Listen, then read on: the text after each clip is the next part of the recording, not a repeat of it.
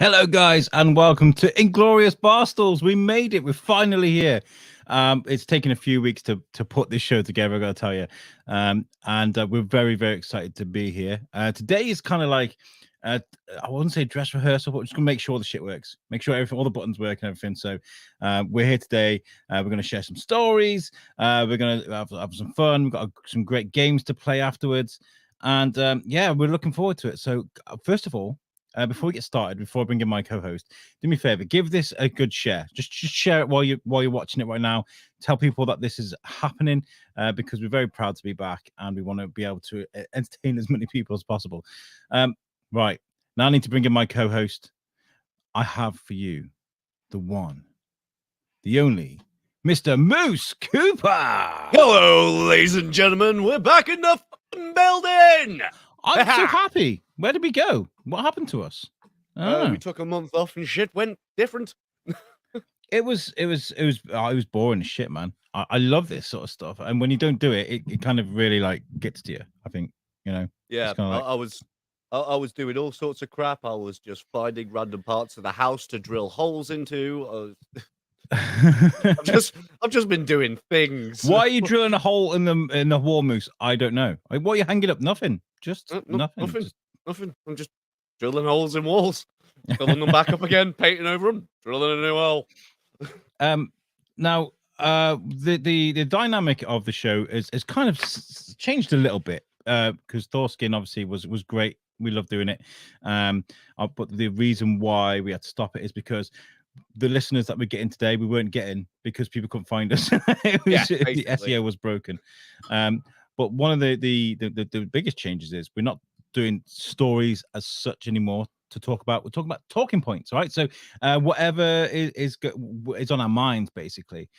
So if you guys have got something you want to discuss with us in the show, get it in the comments and we'll start talking about it. We can improvise, Anything. Anything. I think your mother's just had a new knee. Come on, let's see what we can riff on. So if you're wondering about month, sorry, the last month, God, there must have been so much things that we just weren't able to talk about because we weren't on the air. Yeah, so much. We're still doing the Amber Heard shit, which is crazy. That's been going on for so long. Great. He's on point. Oh, look, it's Ryan Berger who's back. Hey, what's up, fucker? Hey, what's up, fucker? Ryan Berger, he's been so annoyed with us. He's been like, where did you go? How dare you? Where did you go now? Where did you go now? Yeah, so so much has happened. Have you been keeping up with the trial? Have you been watching it? I've seen bits. I've seen bobs. I have not particularly been keeping that close of an eye on it because I know when David comes back, that is going to be his freaking thing for the entire episode. He's so sweet, David is. We were chatting to him today. Oh, look, it's Graham Arnold. Howdy, homies. Hi, Graham. How's it going, Graham? How's it going? So, Graham, we can be found now because we changed our name. Everything should run smoothly. If you're wondering about the wallpaper behind us, by the way, I wanted it for the guys at home in the UK, should I say. I wanted it to kind of look like a Weatherspoons. I think I got it. Spot on. Yeah. All I need is a bloke in the far left throwing up on his own shoes and them having no cold beer. Yes. Weather. That was a pullback from me and Moose went to. Yeah, straight up. We went to Weatherspoons in Shrewsbury, and they were like, "Yeah, we've got no beer on tap." So we were like, me and Moose are like, "What? Hey, and why?" They charge us full price for a warm as fuck bottle of Bud. I was like, "What?" Right. Got Asda and got that for like 20p or something. Yeah. Tonight I'm drinking beer and Moretti. By the way, I thought I'm gonna have a good beer tonight because I feel like I'm celebrating. I thought I'd change plan and I thought I'd go for Carlin. Yeah. Yeah. If it ain't broke, don't fix it. No. What have you been doing in this past month then, Alex, good sir? I've been doing lots actually. I've been at the gym. I've been like getting fit and Is stuff. Is he nice? Yeah, Jim's lovely. He's really good. Nice. Likes to make me sweat. Hello. I have because I'm going to Greece in 6 days, seven days. 6 days. Tuesday, I'm going, which I'm really looking forward to. But I don't want to get a harpoon thrown at me in a beach. So, I've been trying to do a damage limitation at the gym, but more so, I believe it or not, guys. You know, you look at me now with all the chins, right? I used to love the gym. I used to be addicted to it really badly. It is a drug, and now I'm back at it. I'm kind of like, oh, I remember this. Yeah. And I haven't lost any weight, which is really weird, right? I haven't lost any weight, but my arms have gone bigger, my legs are stronger, I feel better, and I guess that'll just come in time. I think after holiday, I need to readjust my diet and stuff. But Well, I've been looking after myself. You've probably lost a shitload of weight, but muscle weighs more than fat. So To be fair, you've probably just been riding a plateau of gaining what you're losing. To be fair, I'm at the gym for the feeling of being at the gym, to be fit, to be able to run. I can still do 5K, which is great for a fat guy. That looks weird. People look at you like, what the fuck is he doing? It's like, oh, jiggly and shit. But I'm doing it for the endorphin rush. I'm doing it to make me feel better, and it's great. I love that. So yeah, that's what I've been doing. I've cut back on things. Obviously, Yusuk has gone now. Thorskin is gone. We've just got this. I got Shrewsbury Biscuit, which is going to get very busy with festivals and shit. It's been going to be nuts. And Naughty Talk has got. I've got my last week of Naughty Talk tomorrow. My radio show. I know. It is sad. It is sad, but I'm making way for a new local radio station called Intune Radio. Yeah, thank you, Moose. Thank you. Sorry. Called Intune Radio, and it's for me, it's brand new. It's been going for a while, but it's been kind of going on its skeleton, newborn, kind of like we're not quite ready yet type thing. And when we get running, we're gonna I'm really excited. It's all about Shropshire, and that's what's most important. Shropshire. So yeah, Naughty Talk's going. We got this. What about you? What have you been doing? As I said, I've been drilling loads of holes in walls. Decoration has been a thing that the wife has gone cuckoo on. So it's usually like, we need to put these fucking pictures up. I was like, yeah, it's made out of fucking 16th century brick. Put the picture up. Oh, okay. I also decided to feel fucking 16 again, and I dug my drum kit out.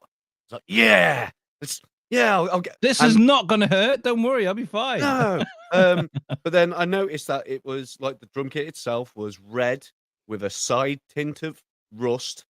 So I was like, you know what? I'll give it a I'll give it a paint. I'll paint all the hardware and stuff like that. I've got a photograph of it. Halfway through, it's renew. There it is. You can see the red and stuff like that, with the black and the white is all the new stuff. Yeah, I'm not colorblind. Yep. With the black and the white is all the new stuff. But if you notice, there's like bits missing on that second bass drum. There's a big hoop missing and stuff like that.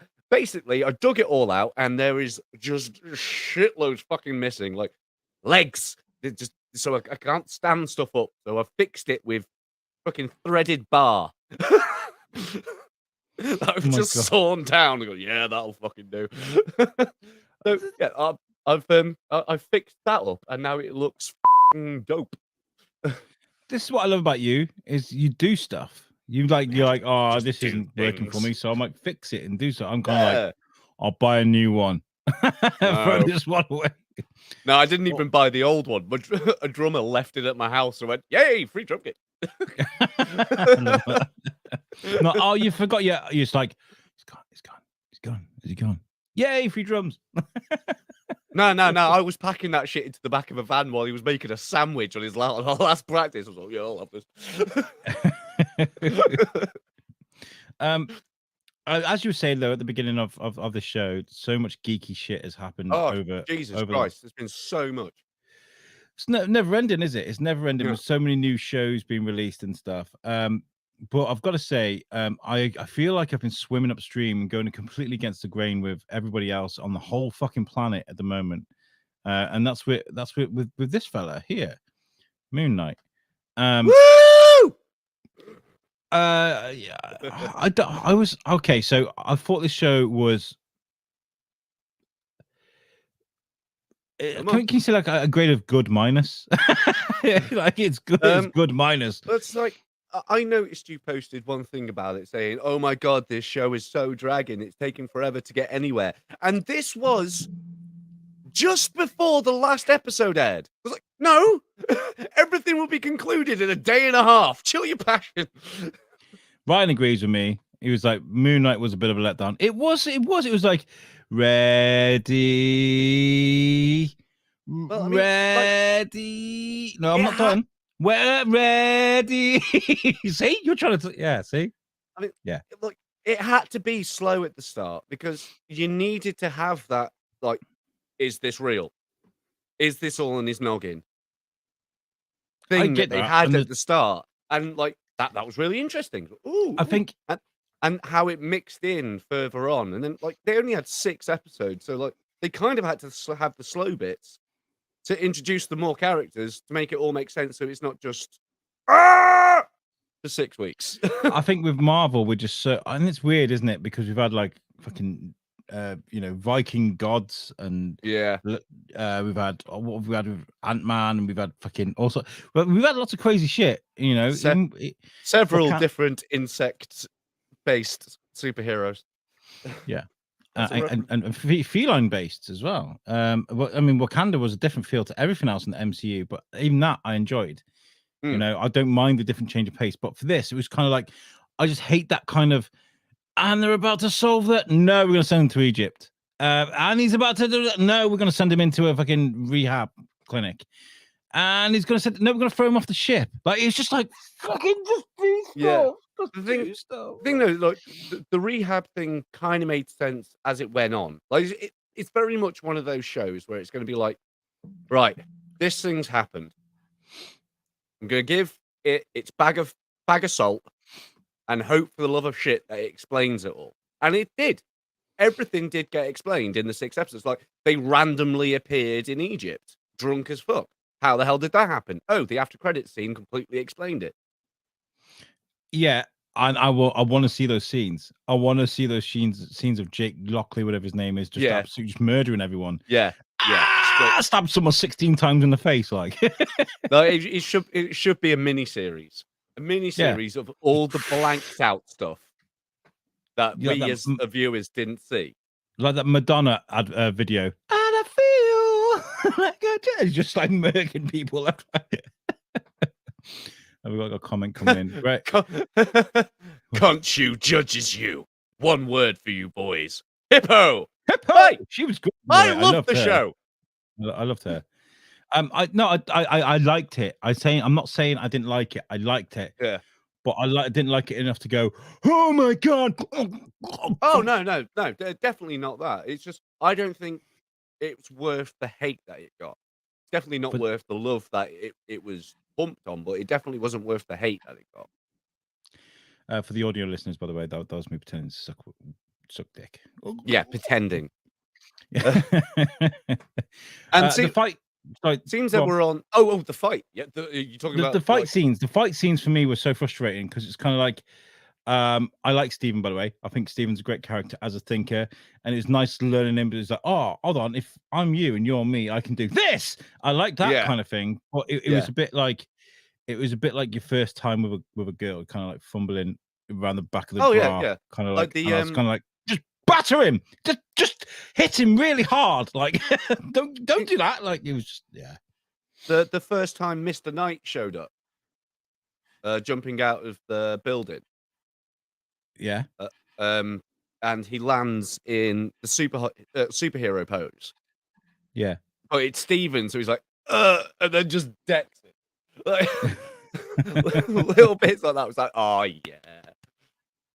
I like that. And to be fair, do you know what? I managed to get an interview with Declan Shelby a few years ago, who is the artist for Moon Knight. He was a great guy. And I know he had a lot of work he helped design that Mr. Moon Knight thing. Mr. Knight thing. And I like the guy. I like the character. I like the comic book idea of it. I've not really read an awful lot of it. I will wait till season 2 or whatever. I want to see. Yeah. I want to see if Thor. I want to see if Thor kind of sort of mingles with this, because obviously that's about the death of gods. Well, that will actually bring in what I was going to bring up next, which was while we were off air, we missed all the releases of the Thor fucking trailers. Yes, we did. Yeah. Including the one that came out a day ago, which actually had gore in it. Yes, it did, and I love that. By the way, sit down, kids. Let me tell you a story about this god guy, God of Thunder. I love the scene where he literally like hangs dick. Like he hangs. Yeah, straight up, and makes every one of the Greek Pantheons flipping just faint, including the blokes, which is like top notch. Seems that like everyone in Greece was gay. Great. George is in the chat. He can't join us today. He's very, very busy with work and stuff. But he says, I'm listening in, but I'm gonna have to tune out for a bit. Someone had my bank account for what? Yeah, that I wasn't going to put that up for that reason. Oh, George, poor dude, man. Someone's hacked his bank account by the looks of it. George, we love you, man. If there's any way we can help out, I haven't got $2,100 on me, but I haven't got $2 or $1. That's also what's happened while we've been away. The whole world's fucked. Again. Graham says it was a good intro to an underrated character. If he was more like Punisher, people would moan. We've seen the same thing before. I agree with you, Graham. I do actually agree with you. I enjoyed Stephen more than I enjoyed. I enjoyed Stephen. Then he enjoyed Stephen in Ministry of Madness. And Ryan says the newest Thor trailer was the best. It was. By the way, did you know that apparently Chris Hemsworth is so ripped because he's doing a Hulk Hogan movie? That rings a bell. Yeah, that's why he looks so big. Usually that rings a bell. Oh, he's massive. Like, he's huge. Massive. Yeah. He's bigger in the flipping display promo pictures than he is in the actual film. By the way, Graham Arnold says, by the way, George, it wasn't me. Well, he caught you on the camera? It wasn't me. Right, okay. Moving on. We have got stories and stuff to talk about. This isn't just us fumbling around with the back of a bra, like I just mentioned. Shall we have you got some talking points? Not stories, talking points. I've got two talking points. Both of them are view and react. So we can either have them both together at the end, or at the end of this segment, or we go yours, one of my view and reacts, yours, one of my view and reacts. I'll tell you what we'll do. We'll start off with my story of the week. By the way, guys, we're still kind of like learning the process of this new show because we have kind of segmented it all and stuff. So, ladies and gentlemen, it's time for... It's that time again. Welcome to Story of the Week. There we go. Your floor. I hate that, by the way. I'm gonna have to redo that next week. Ladies and gentlemen, it's that time again. That little quiver in my voice. I'm like, right, Marge. Oh, what the fuck was that? Yeah. Right. So I found this amazing story today, which is something that's always baffled me. Oh, by the way, at the weekend I met a hypnotist from Whitchurch. Yes, Rob Chapman. Yeah, right. No, this is really weird. I'm going to get into the story of the week in a second. Rob Chapman, right, I bumped into at a party in the Quarry Park, right? And I used to spend a lot of weekends at his house when I was a kid. I haven't seen him since I was 8. He was a massive part of my family. I haven't seen him since I was 8. I shit you not. I was with Shane Chebsey. He was there. I was chatting to him, formerly of the Weekly Bazaar. And he was chatting to this guy, and I looked at him. I was like, fucking hell, you're Rob Chapman. And he's like, yeah. And I was like, I'm Alex Whiteley. And he's like, and I mentioned my parents' names, and he was like, he nearly burst out in tears. He's like, holy shit. He was like, and everybody around us was witnessing this moment. And I was kind of like, wow, this is really weird. Nobody else knew the connection that we'd had. Yeah. And it was very weird. But yeah, I want to speak to Rob. I want to get him on the show. I want to see if he can hypnotize one of us. And he's in Whitchurch. So maybe we can come around your house and hypnotize you live on the show. Yeah, I'll talk to him. Yeah. I've seen Well, quite a bit, so yeah. We're like friends now. You might be watching the show. I don't know, but we're like friends and Oh, tight and shit now. Like, so yeah. But anyway, my story of the week is the reason why I thought about hypnotism, because sometimes there are things that happen in the world that I just can't understand because it's never happened to me. And this is a story about How my life got flipped. an Australian lady who woke up with an Irish accent. She's Australian. She'd never been to Ireland, and she can't stop speaking in an Irish accent. Now we have a video. If it'll work, I hope it works. Because you know how fucking shitty these things can be. Give it a crack. So, here we go. So sharing screen. Sharing screen. Right, take a look at this, guys. I want your opinion. Is this bullshit or is it real? I didn't do anything different. I had breakfast. I didn't really talk to my housemates because Lexi had gone to work already, and Sasha, I don't think she was up before I left. I took a shower, and I usually sing when I'm showering, listening to songs, and all of a sudden I was talking in an Irish accent, and I thought initially that was just something I was just hearing, that this can't be real, and now I can't shake it. I just did a job interview in an Irish accent when I've never been to Ireland. Can your friends tell me that my accent is from a cool part of Ireland or not? It's totally not normal, and I'm on my way to the hospital. Stuart is coming soon, and I'll keep you posted. Send help. It's been a while since I last posted. I just want to provide a quick update on what's been going on since today. I woke up reflecting on everything that's happened in the last year. Today is a special day because it's a year ago today I woke up normal with my Aussie accent, and tomorrow is my 1 year anniversary since I woke up speaking like someone completely different from a country I've never been in. I have taken some time off to recharge. The last couple of months have been very stressful at work, and the speech issues, it's improved. As you can hear, it's improved quite a lot. The speech issues, some days when I'm still stressed, the stutters, and sometimes I can't find the words, it's at the tip of my tongue. I just struggle to say them sometimes. And but Jesus. Case study, I was told that it will be published soon, or has been published. Good morning to you. You bollocks you. Fucking hell, Dougal. Oh, so bad. Journal somewhere that eventually that first clip, which was in her car, that is the fakest Irish accent I've ever heard.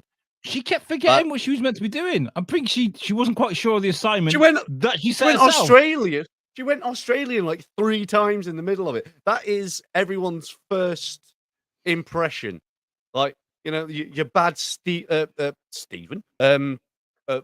Walken, Matthew McConaughey, you kind of got the bits of it, but you keep on falling back into your own fucking accent and shit. It was when she kept saying a country I've never been to. Now I got to tell you one thing, guys. I've never been to America. I've never been to Canadian. America. With point 2. Hey there. I've never been to Canada either, eh? Sorry. Sorry, buddy. Haha. No, I'm not doing that. Graham says you spent a lot of time at a hypnotist's house as a kid, waiting for you to look trance-like and say, "You never touched me." He's a nice guy. He's a nice guy. Yeah, Rob Chapman's beautiful. He's amazing. Wonderful. If we get him on the show, you'll see. And Graham also says, "Top of the morning here." Okay, top of the morning here. The point I'm trying to make is you only have to watch a few episodes of Father Ted to understand that it's not that hard to make an Irish accent. And go on. Drop me later. And 95% of the fucking world can do a better accent than that. I can tell you that for sure. But apparently, this is a thing. Nah. This is a thing. Nah. What? Nah. That's for clout. That is for fucking clout. She said she was dealing with that for a year. Yeah, apparently so. So it says how here. How long has TikTok been really big? Definitely during COVID, wasn't it? Yeah.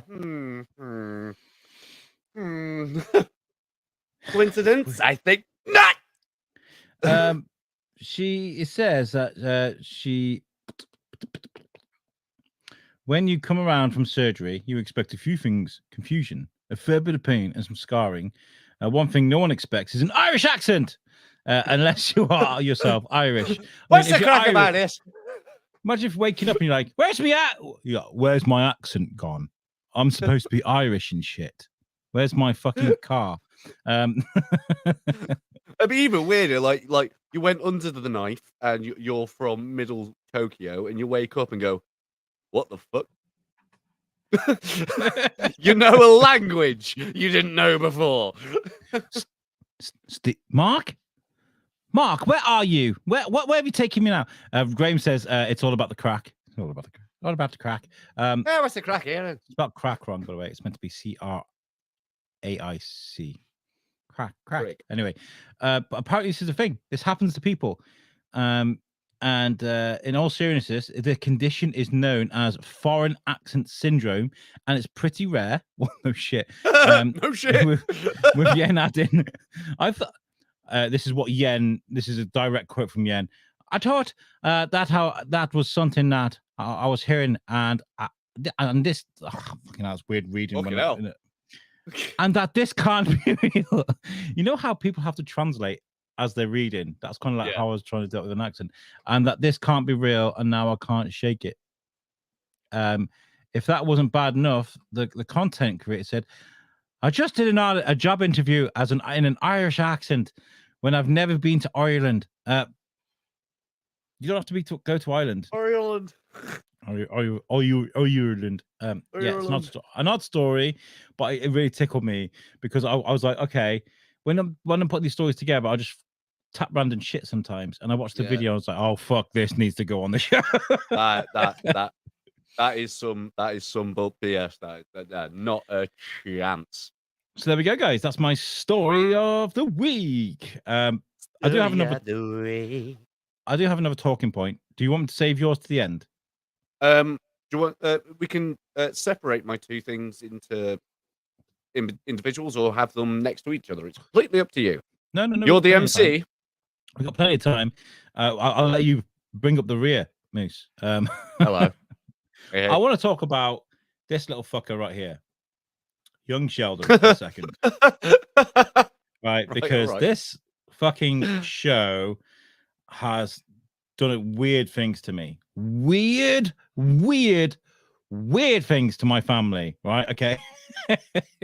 Pick your next words fucking wisely. Okay. Controversially, I love Big Bang Theory.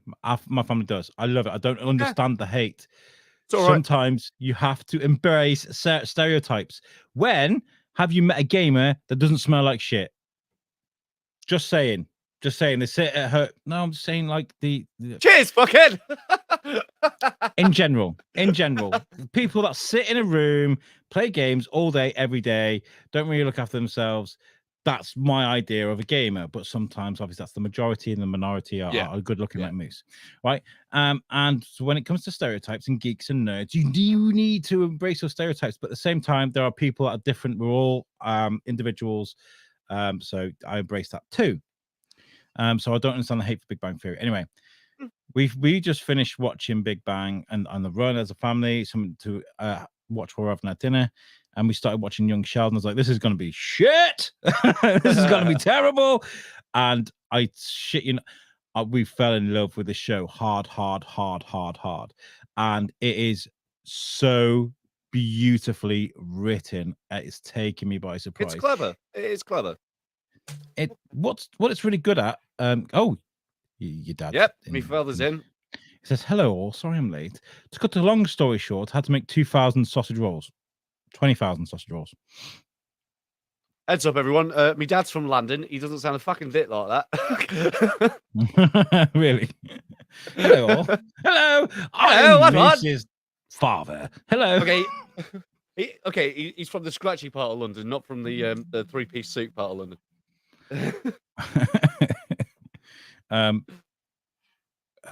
Greg Hollindale, I clicked the wrong thing.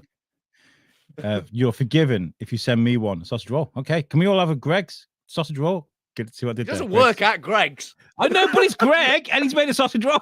Come on, I deserve credit. Well, thank you, There's thank your you, fucking thank you, credit. Jesus Christ on a bike. thank you, thank you. Straight anyway, from your dad's mouth. You slag. you slag. I love it. Did you see that TikTok I made, by the way, the other day of me giving did. myself a telling off? I don't. That was so random. Anyway, young Sheldon. It's like stepping back to the way things were when I was a kid. It's a very clever show in the way that it doesn't just offer you nostalgia, it takes you back there, and it does weird things that sitcoms don't normally do. There was one episode where George, Sheldon's dad, shouts at Sheldon and he cries. And I've never fucking seen that shit in a sitcom. It proper cries like we did when we were kids. Yeah. Yeah. And I was like, you don't normally see that stuff. You really don't. And usually the kids are all smart Alex kind of Yeah. thing, and they'll just give a smart mouth response to it. And all males in sitcoms are seen as fucking idiots and shit like that. yeah, Will Smith would have just like fallen to the floor or something and crawled away or something, you know, crab crawled away or something. And it's some weird. Or But, backhanded him. yeah, turn his jacket outside like, yo, look how cool and hip I am. I got my jacket inside out, bro. It didn't sound like that. No, not in the slightest. Oh well, live and learn.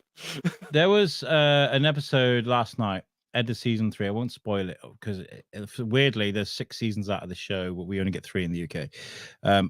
But anyway, there was an episode last night that I watched before going to work, and it was so fucking touching. It was so beautiful that it like I was like, my wife was like, "You're right." I was like, "Yeah, yeah, fine. Manly stuff, cars, beer, motorcycle." yeah."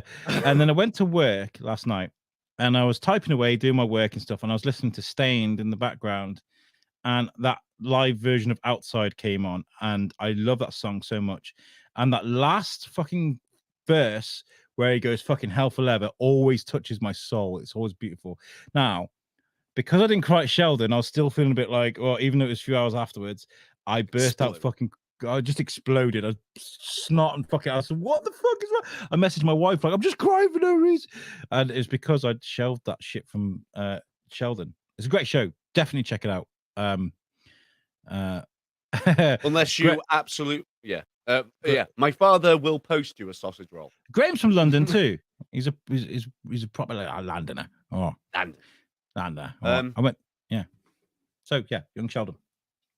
Yeah, unless you absolutely hate The Big Bang Theory, then you're not really going to be a massive fan of it because there is just a massive amount of callbacks to the show and stuff like that. Of why Sheldon is what Sheldon is, and yada yada. Ryan, you fucker. He's in the chat. He goes, I'd cry too if I listened to Stained. I don't like all Stained. I like a few of their songs. Okay. It's a bit like Creed. Just a couple of skid stains. And... it's a bit like any band, you know. There's some songs that I don't like from most bands. Yeah. But yeah, they're my 2 talking points. Moose, we have a game to play at the end, which are talking points again. But okay, take it away from the rear. Okay. So, well, it seems that you have just brought up bands and stuff like that and brought music into the fray. During our sabbatical, I turned around and I said to Alex that I want to review the unsigned bands of the world. I want them to send in music and I want to try and review it and stuff like that. And I thought, what better way to try and crack open that egg by doing one of mine? That way there is no one to complain, no one to sign in any form of copyright complaint or anything like that, because this is me. So this is a cover that I did during. Can I be honest? Yes? Brutally honest, and be like, it's really shit. Terrible. Yeah, you can absolutely throw that in. I need an X Factor buzzer. Dude, you got voice mods. You can find several. Oh yeah, wait there. Switch. Yeah, this was done during the first lockdown of that horrible thing that we won't talk about. In when the UK went to nothing.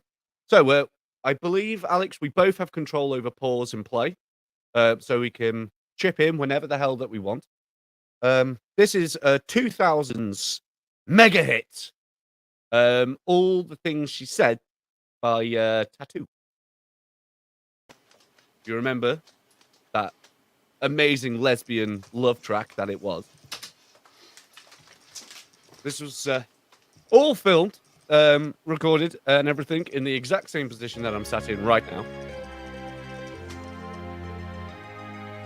Boys, I've got an idea.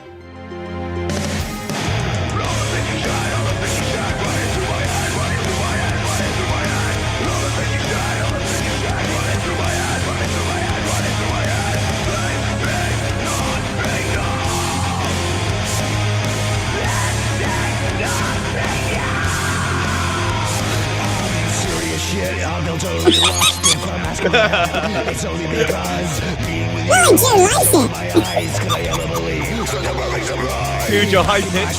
I'm wondering how I keep closing my eyes, but I can't look it out. Wanna fly to a place where it's just you and me, nobody else, so we can be free. Nobody else, so we can be free.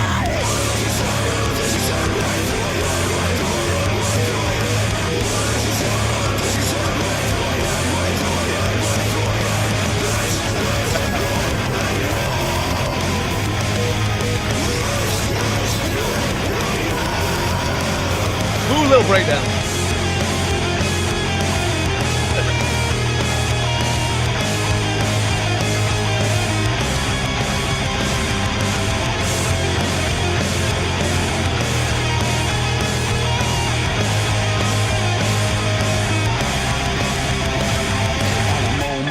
Feeling constant and rushed. They say it's my fault, but I want it so much. Wanna fly away to all the sun and rain come over my face, wash away the shame. When they stop and stare, it don't worry me, cause I'm feeling her the way she's feeling me. I can try to pretend, try to forget, but it's driving me mad, going out of my head.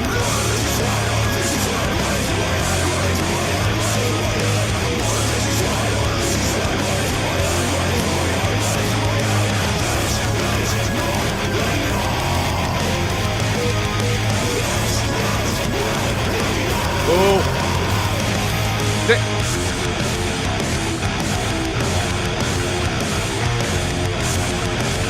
Yeah, bumpy breakdown.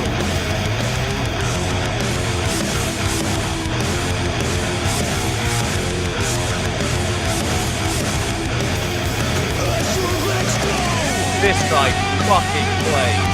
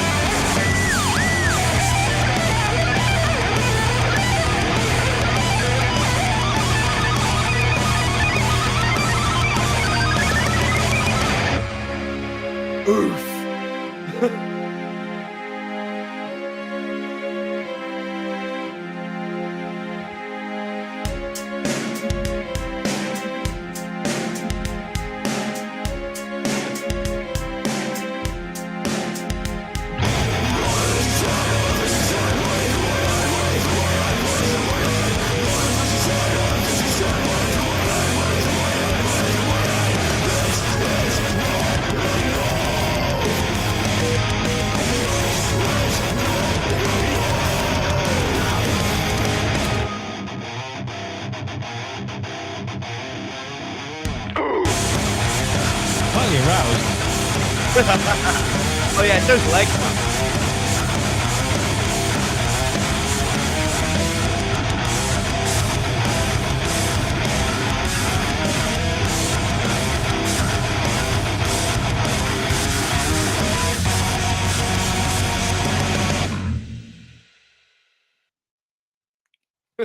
So yeah.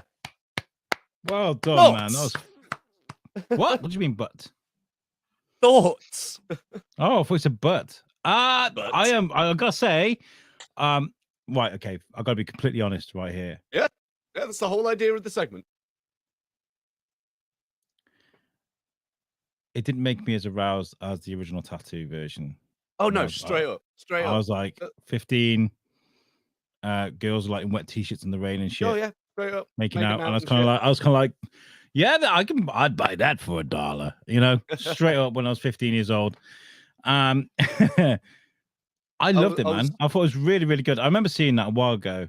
But I gotta say, what made you decide to go for the Joker schoolgirl kind of look? What was that? Well, Talk us through when that. I was talking to Astrovex, who's the guy who played guitar, and Sam, who did the extra vocals, um, we Astrovex came up with the idea that it'd be funny if we all did it dressed as schoolgirls.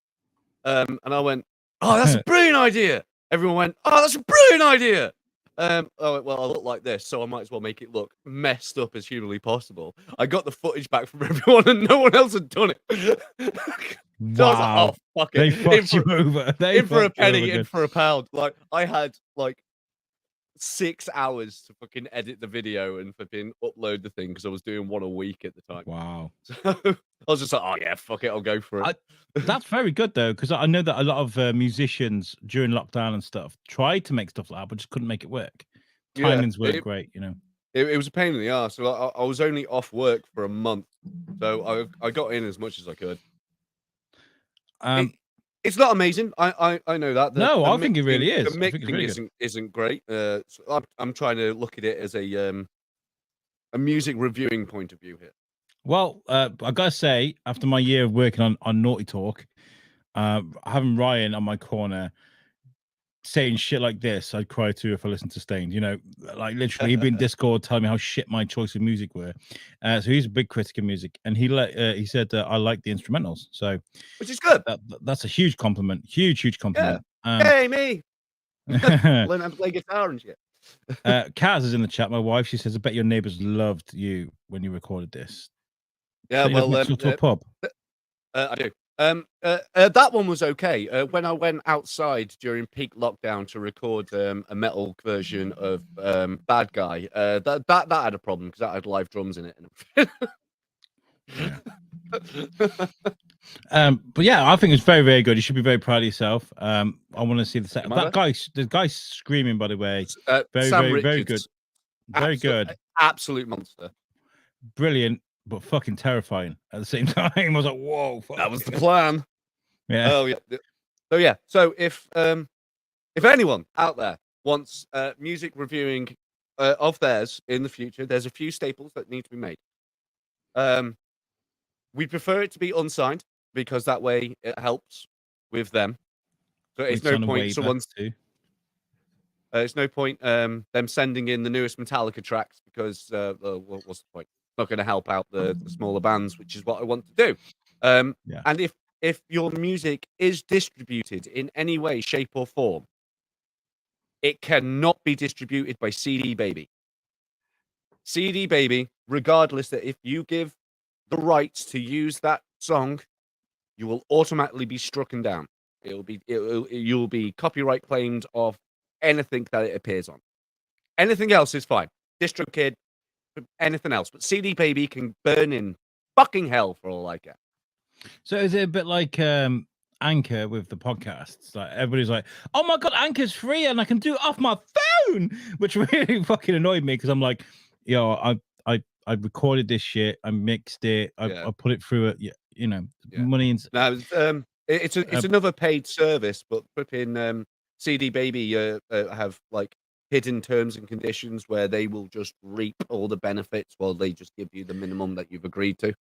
Everyone else will allow things if it's been ticked off for allowance. Yeah, there's a lot of companies doing this now, and Anchor have done something similar. In the way that you can do your podcast for free, you can share it anywhere, but as soon as you try and take it off Anchor, they go, I think to find that's ours. That belongs to us now. And you're like, whoa. Yeah. So Graham's in the chat. He says, "Don't lie, Alex. You were still aroused, and we all know it.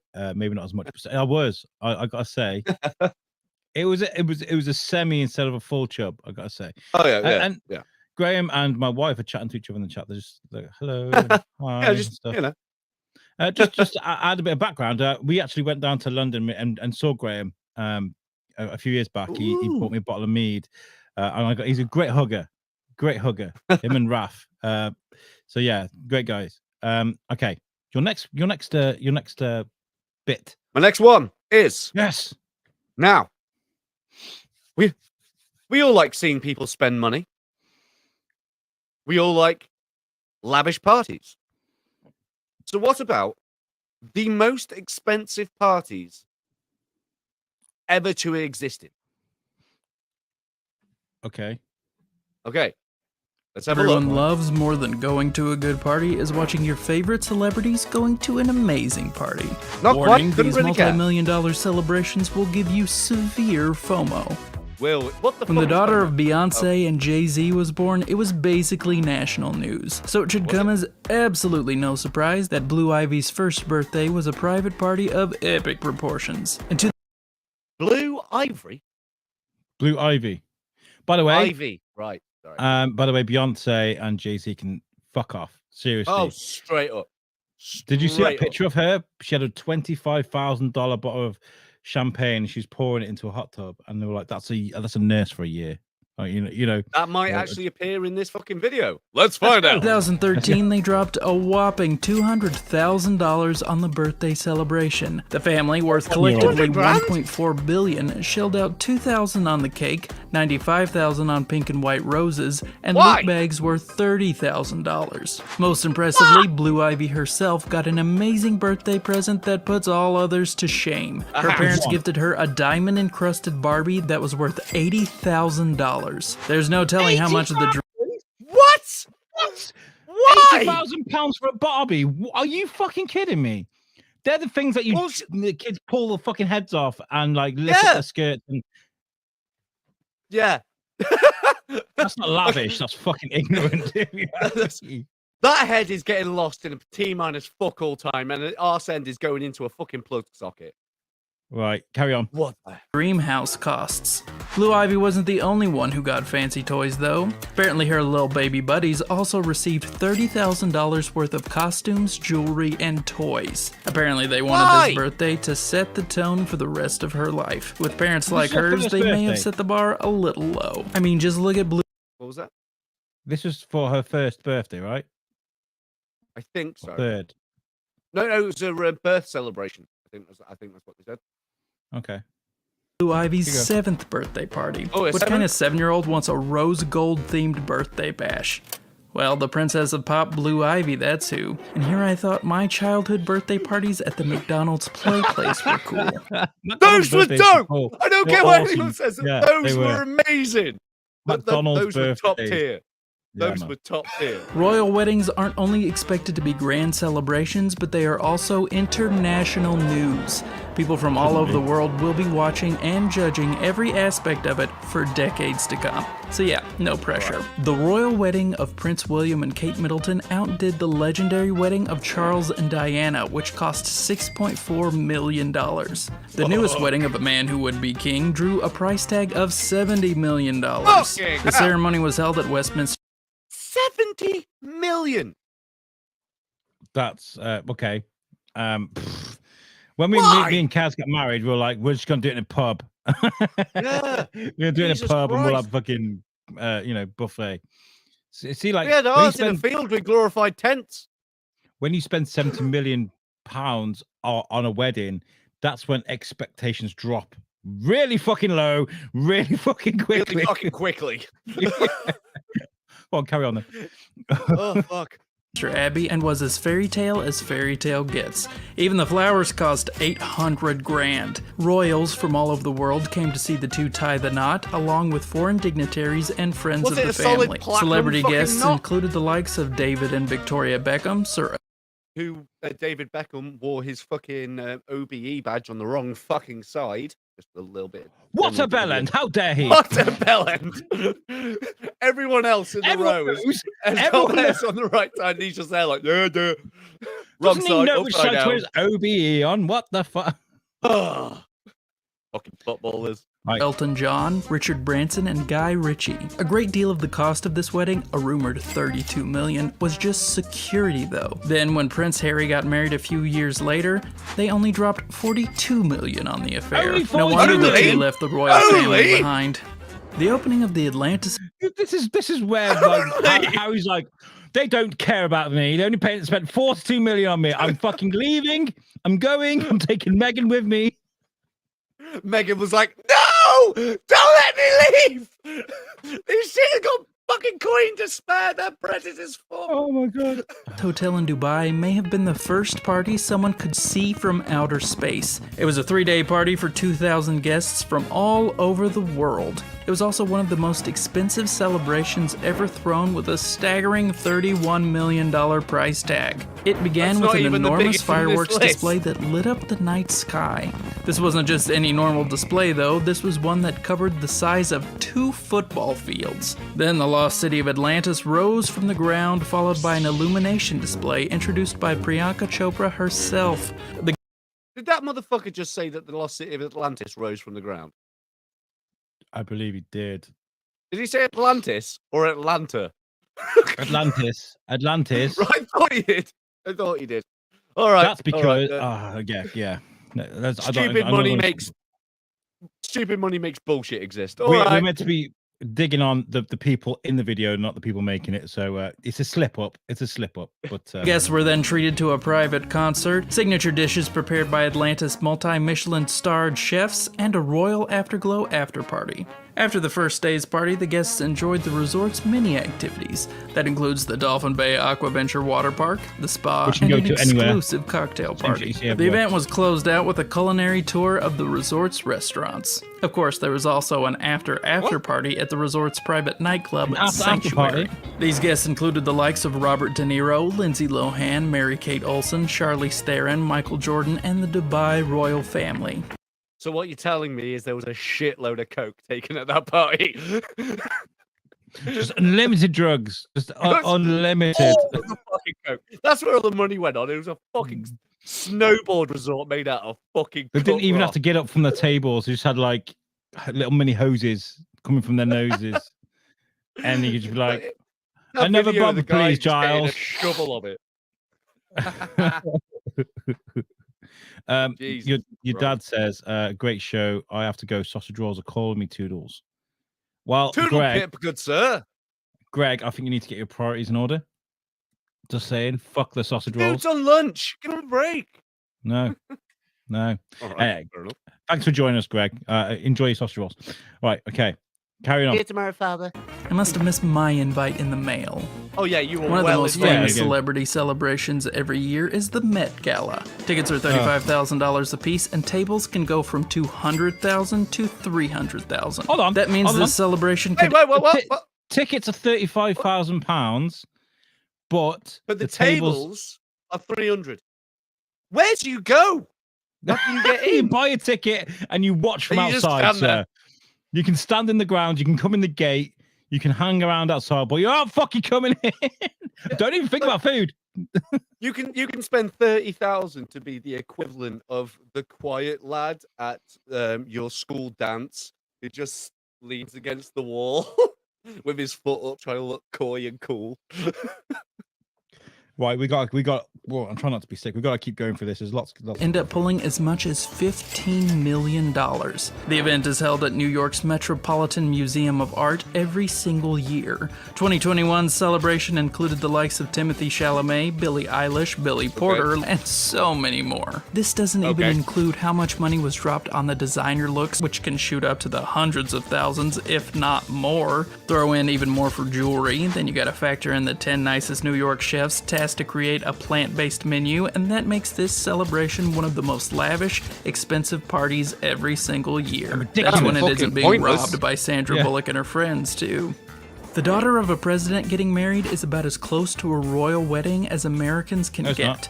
Well, unless Kim Kardashian and Pete Davidson ever get married. Chelsea Clinton's mother recently shared a ton of pictures on Instagram to highlight the shindig's 10th anniversary. Cost was no concern for this $5 million wedding. It had air-conditioned tents, an $11,000 nine-tier cake, and flowers that reportedly cost $45,000. Chelsea Clinton herself also wore a Vera Wang dress with a crystal-encrusted chested belt that cost $25,000. This seems appropriate considering the fact that Wang herself was one of the guests. The reception dinner consisted of a high-end menu catered by the illustrious St. Regis Hotel in New York City. The high-profile guest list included the likes of President Obama, Barbara Streisand, Steven Spielberg, and Oprah. Apparently, there were several big-time celebrities that didn't make the cut. There was a rule that if Chelsea didn't know them, they didn't get an invite.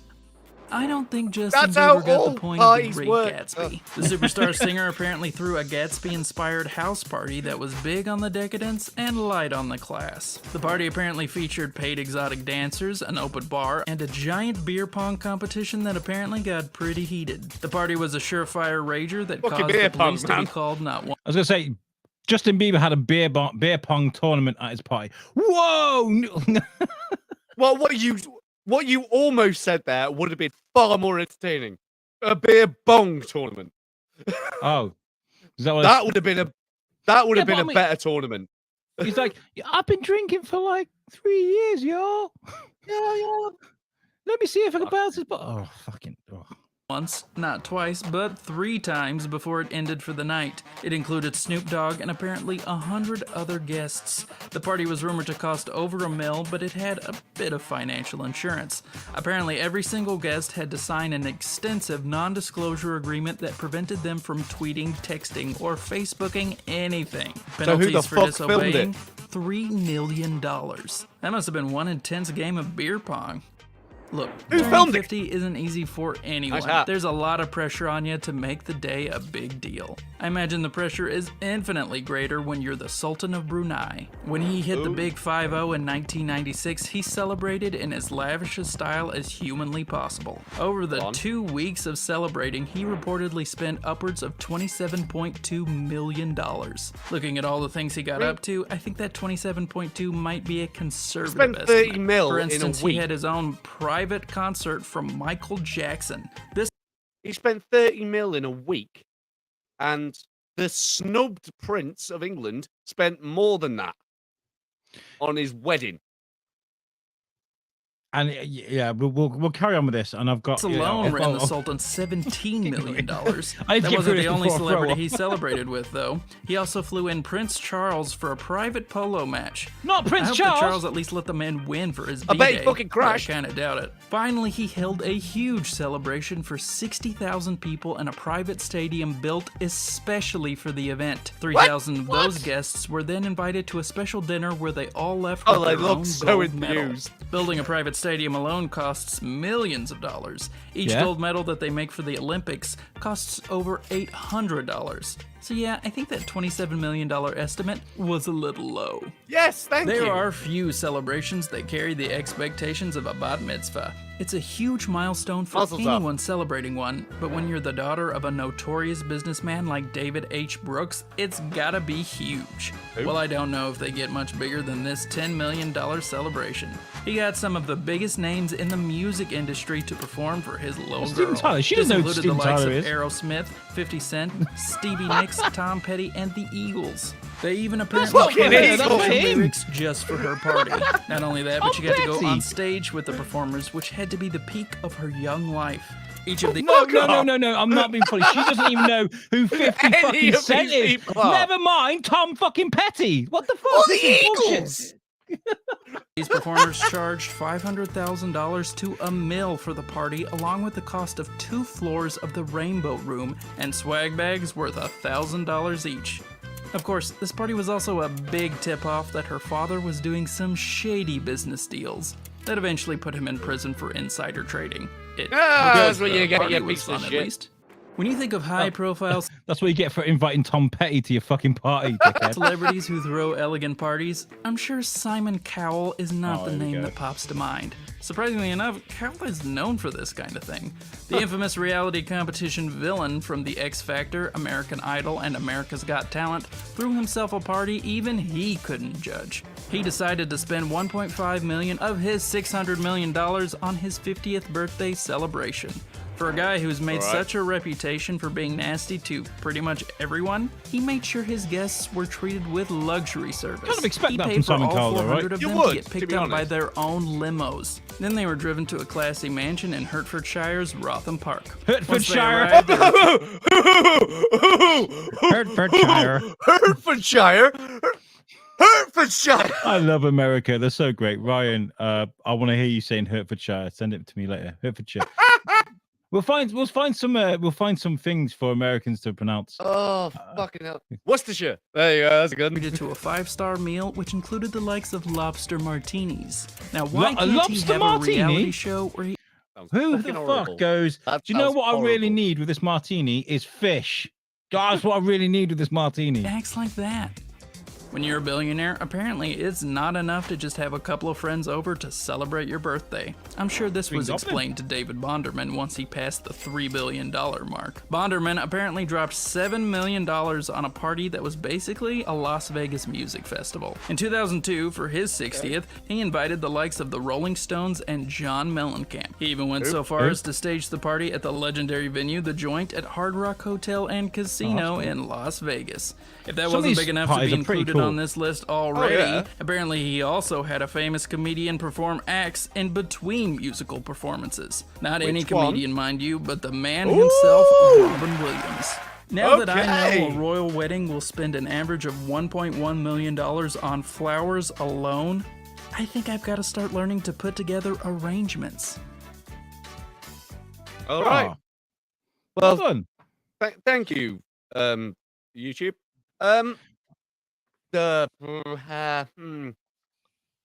Oh, well, you can see why the world's so fucked up right now, right? Can't Oh, you? yeah, Because straight there's more up. and more of these people. More, the My Sweet 16, or whatever it is in America, where they spend fucking millions on these lavish Yeah. 16-year-old girl parties, and it blows my mind. It really does blow my mind. I've got brakes. My brakes are close to being done in my car. Do you know what I mean? Like they're just the mechanicals And like you can't "You need just new get brakes." it done. It's gonna be like, I'm gonna have to fucking figure out a way to get the money. I'll have to try pay not and the- die until next payday. Yeah, That's what- basically. So that there are people really struggling right now, and then there's some of these were as far back as like 1996. So I mean, like things don't change. Oh, But fucking hell. what is I the- also feel like that fucking list was backwards. yeah, It they should started have on gone. like 80 million, and then it went down further and further down. If you had unlimited amount of money for a party, what would you do? Probably go to the pub. Next door. Yeah, I'll go to the pub. I'll take my friends. I'll open up a free bar. That's probably about it. I think if I had unlimited money, I think I'd definitely go abroad somewhere, somewhere private. I don't know though. I mean, I mean, like sometimes when it comes to a party, there's nothing better than knowing that the fact that you can just go home at any point. I think I would pay for science to bring back what's his name from Beastie Boys, the guy that died from Beastie Boys. Fucking hell, what have I forgotten his name? I'm not sure. I'm not sure. And I would have the Beastie Boys at my party, but I'd pay for them to reanimate him. Bring it back. Fucking I don't Walt know, man. Disney, that shit. Yeah, there'd be definitely music be involved, and lots of good food and stuff. But yeah, we'd definitely go abroad with that shit. But Oh, fucking Graham Arnold here. Boys, how much were your wedding? about 600 quid or something. We didn't spend a lot. No, seriously. Like I just really wanted to get married. So my situation is my wife is Catholic. Her what do you call it? Parish is Bogota, right? So she wanted to, if she in Colombia. So if she was going to get married in a Catholic wedding, we could do that in Colombia. Yeah. It's anytime we want to do. So we went to a registry office. We booked a pub. We got some food made. And that was it. Done. Like, what else do you need? I don't understand why people spend so much on weddings. I get it. It's really nice to have a great party, but I feel like a lot of it is just to show face, isn't it? Yeah, yeah. What about you? That's saying that we spent $5,000 on the venue. Wow. Trust me, my bank manager's still shouting at me for it. Where was that? Carden Park? Mordor. Mordor. Mordor. Seriously. Oh, really? Yeah, a place called Mordor, just outside of Oswestry. Fair play. Nice. Yeah. Add some nerd points into it. That was kind of cool. Did you drop your rings into a volcano at the end? Oh, fuck. Did you insure Drop those? her ring. Moving swiftly on. Love it. Right, okay, that was really good, Moose. Do some more react. We do if you can find a reaction video every week. I'd love to do that. Piece of piss. Right, it's time for a game that I've set up that Moose knows nothing about. He knows the name of it because he's been looking at the studio. But it's time for Welcome to the Wheel of Thunder.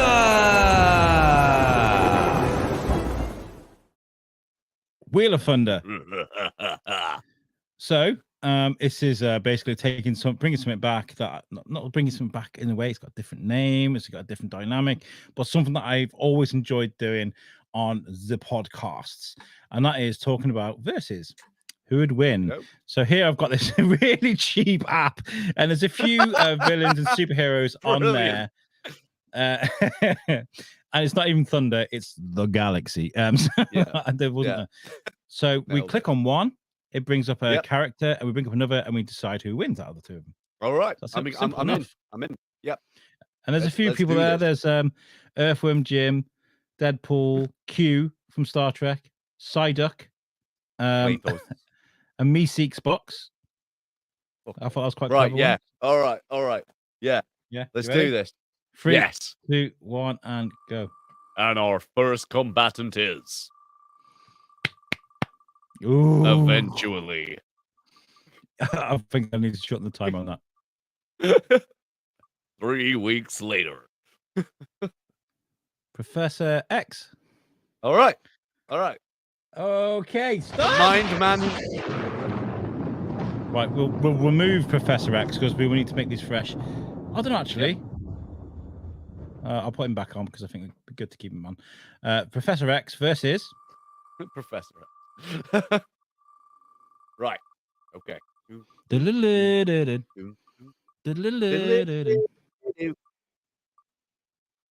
Oh no! Is that landing on Psyduck? No, Deadpool. Oh, Deadpool. It froze on my side. Okay, Professor X versus Deadpool. Right. Okay. So we want to see your comments. Who wins out of Professor X and Deadpool? Professor X. Okay. Simply, very quickly, quite easily. Okay, well, the whole point of this is we need to be like, yeah, Professor X. Yeah, okay, done. Oh no, I will give my reasons for it, but like there is no even umming and ahhing about this one. It's Professor X. Okay, so for the people at home that aren't aware of who Professor X is, we will. Where the fuck have you been for the last 45 years? Okay. Oh shit! I just typed in Deadpool. Oh, George is thrown in a Deadpool. Oh, I mean, like, fair play, George. Everyone's got the right to their own opinion. It's just not my fault that your opinion's wrong. Okay, right. So, I've what I've been doing. What the fuck? Okay. I'm looking for powers. So, Professor Xavier is the most powerful telepath in the MCU, right? He is an alpha level mutant, a level 5 if you count him down onto the number scale. He has telekinesis and mind control capabilities, as well as the amazing ability to not run a marathon. unless it's in first class. McAvoy or Stewart. And Deadpool is regenerative. He can regenerate from a single cell. He breaks the fourth wall, and he's a super assassin. And he can time travel and teleport. Yeah, he's got a portal gun, isn't he? Type thing like Rick Sanchez has got a time travel gun. It's on his belt, I think. Are we gonna talk about this as if Deadpool's got the time travel thing? Yeah. We'll go comics, not films. Okay. Okay. Give them the abilities that they should have. It'd be like throwing Superman into this, but then nerfing him because we're going to the DCEU version of Superman. Okay. And Deadpool can break the fourth wall, but that's in his mind though. He can't like step out of the movie, you know. Yeah, he can't literally sit next to you and then go and kill Captain Jean-Luc Picard and be like, gotcha. So yeah. Comic versions with the most about a lore should be the ones taken from here. I'm going to go with the first point here. Do you remember the TV show Misfits? Yeah. Yeah, there was an immortal on there who was completely destroyed by the fact that basically he was crippled from the inside. His brainstem was choked from the rest of his body, so he couldn't move. Yeah, you can do that. You can do that psychologically as well. There are people who are crippled psychologically. So all Professor X needs to do is go inside his fucking immortal brain and fucking just cut off his entire body. That's he it. could go in there and be like, can't do a thing. You're weak. Give him really bad low self-esteem. Like, yeah, you can even do you're that. really bad at what you do. Yeah. You're really terrible. And also, Professor X could literally go to Deadpool, go fuck yourself, and he would have to do it. You could be like, he could. Yeah. But Deadpool does have the helpful side that I believe he has some psycho control training. I believe he's got some, because just how fucking mental he is. I think because of how fucking cuckoo crazy he is, he's got some basic mind control protection, but I don't think it's enough to defeat a alpha level mutant whose power is mind control.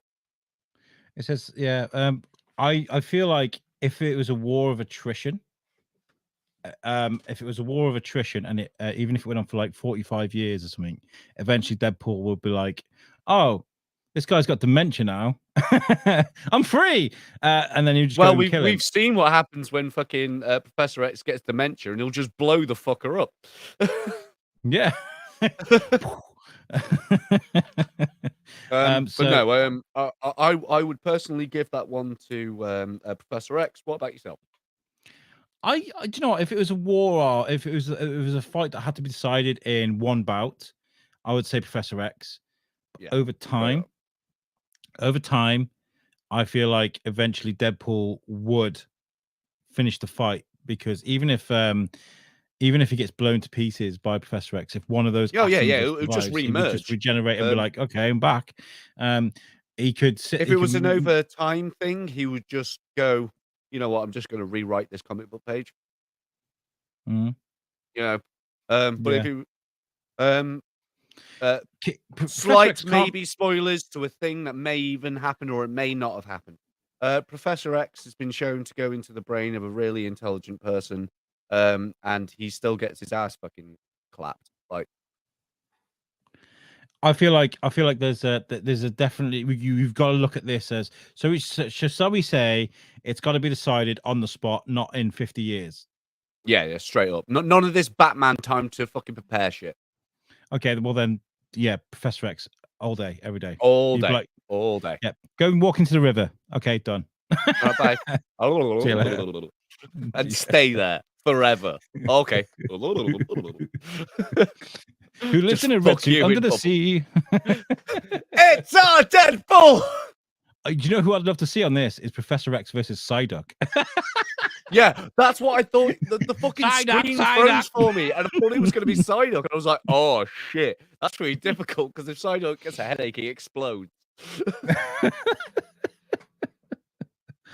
Oh my gosh! Oh, well, that's it for this week's show, guys. Fuck it, do another one. Roll another one. You want to do another one? Let's do another one. Okay, this is round 2. Welcome to the Wheel of Thunder.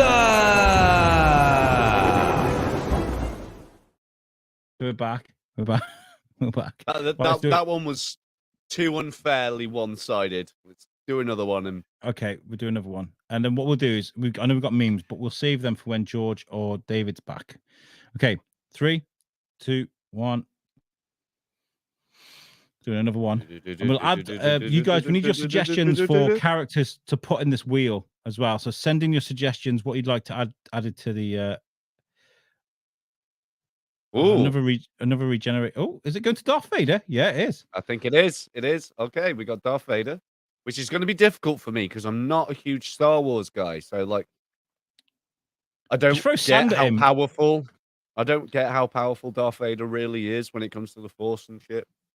I do. I'll talk you through this. Like I said, just throw sand at him because Anakin. Oh yeah, because it's tough and it's coarse and it gets everywhere. Oh no! Don't go to fucking SpongeBob. Don't go to SpongeBob.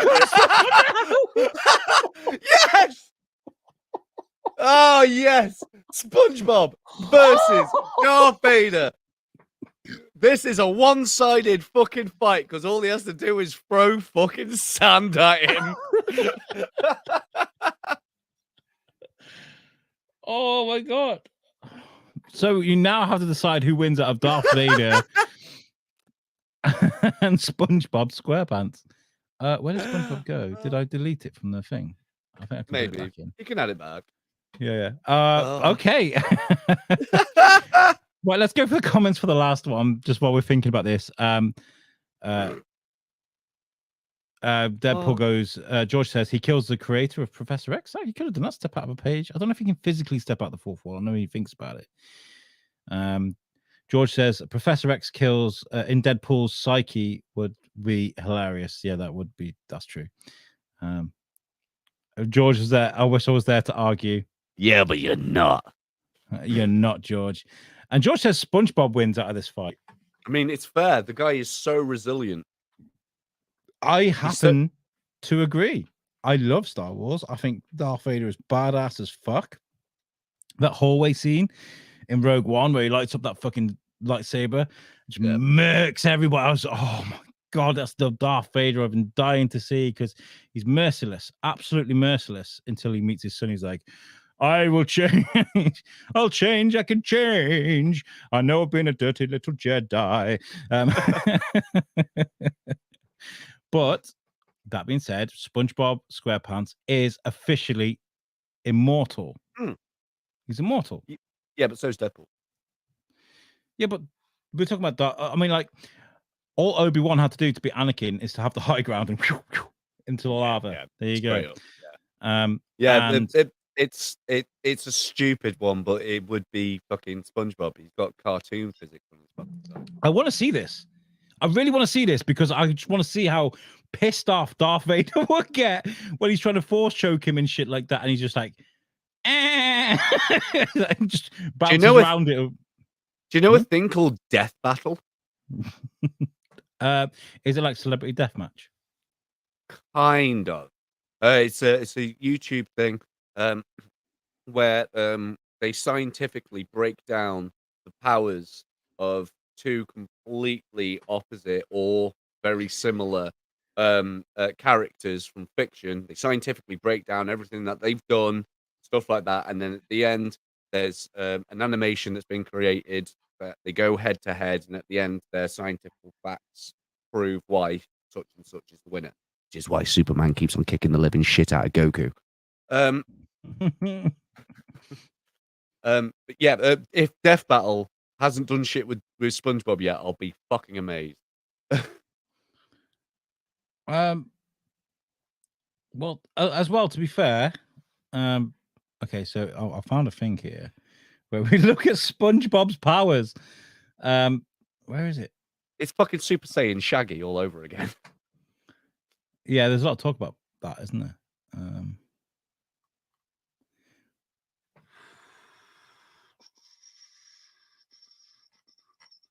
I went to a fandom page and it was just dear. Oh god. It was just like reams and reams of information. What is SpongeBob's weakness? Because SpongeBob is a sponge, sunlight. He can absorb or deflect many things. SpongeBob can absorb things like punches or blows, or even SpongeBob has a but even SpongeBob has a weakness: Yeah, sunlight. dehydration. There you Yeah. go.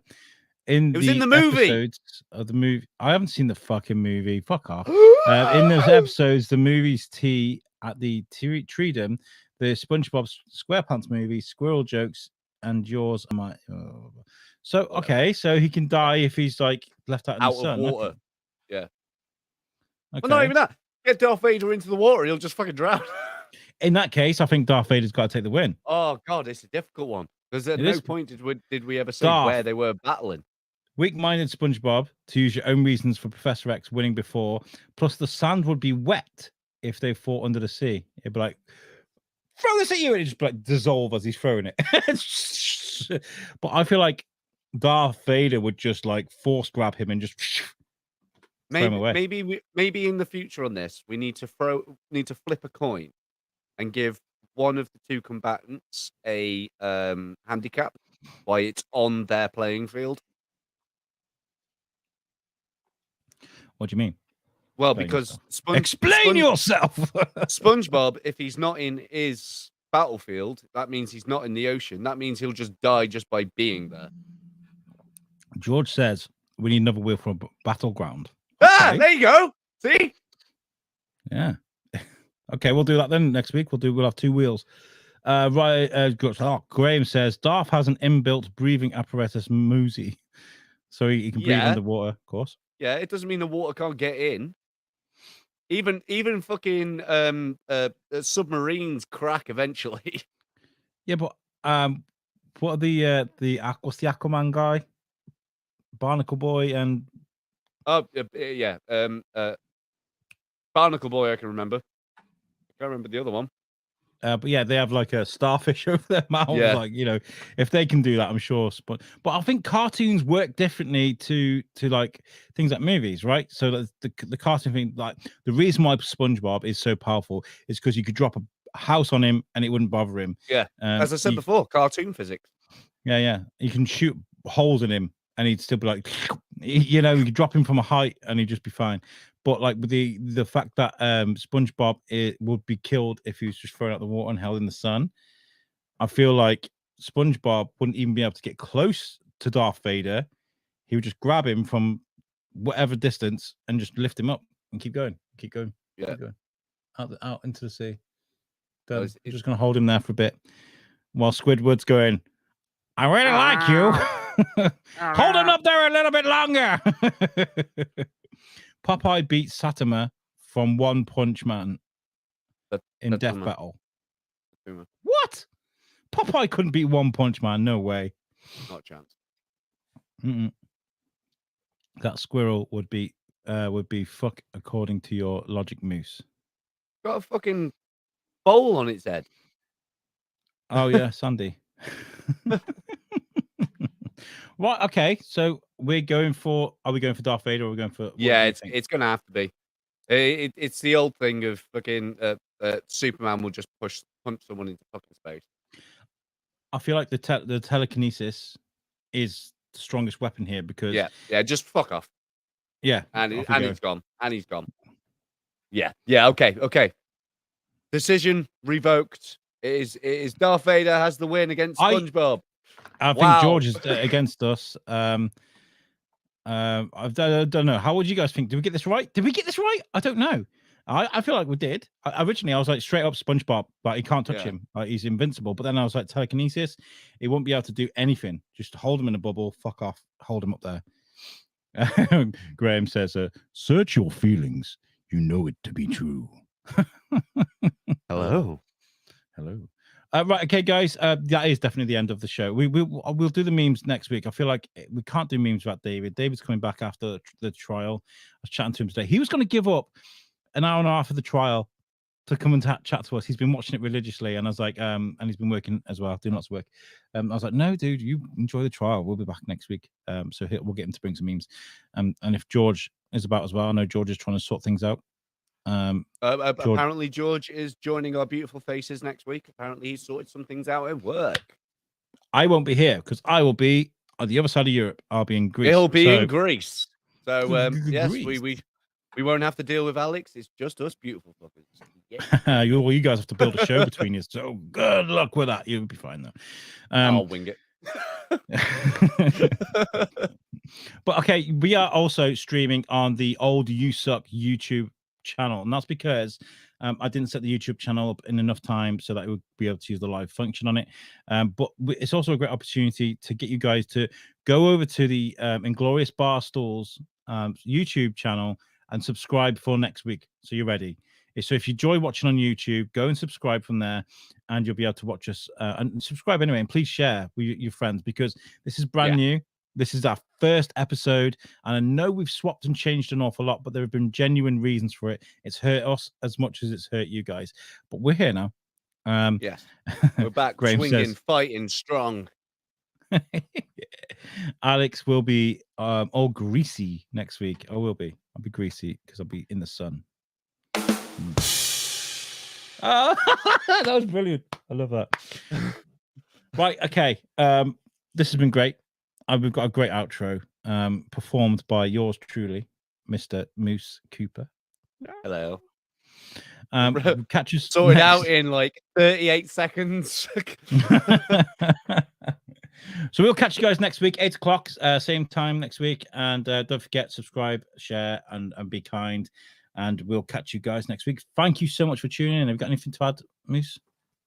Thank you all for coming with and joining us for this amazing happy hour and a half. Yes. Brilliant. Wrong one. Wrong one. Wrong one. They have the same logo for different videos. So give me a break. Okay. You've got this. Goodbye.